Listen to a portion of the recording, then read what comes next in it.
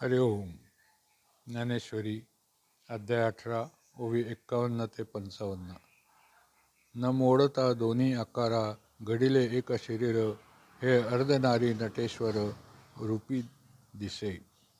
स्त्री व पुरुष हे दोन आकार न बिघडवता एक शरीर घडलेले अर्धनारी नटेश्वराच्या रूपात दिसते.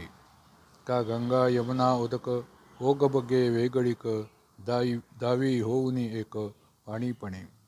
अथवा गंगा यमुना यांचे पाणी ओघाकडे दृष्टी दिली असता वेगवेगळे दिसून येते, परंतु त्या दोन्ही नद्यांचे पाणी या दृष्टीने पाहिले असता एकच आहे असे दिसते. नाना वाढिली दिवसे कळा बिंबी पैसे, परी सिनाने लेवे जैसे चंद्री नाही.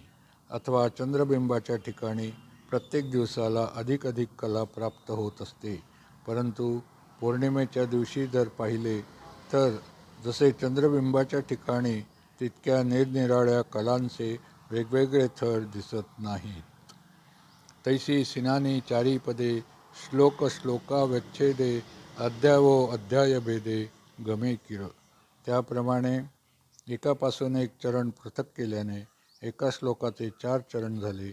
तसेच एका अध्यायात एका श्लोकाहून दुसरा श्लोक निराळा असे तोडल्याने एकाच अध्यायाचे अनेक श्लोक झाले.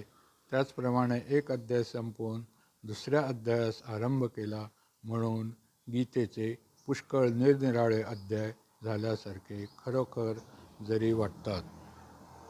परी प्रमेयाची उजरी आनाना रूप न धरी, नाना रत्नमणी दोरी एकची जैसी.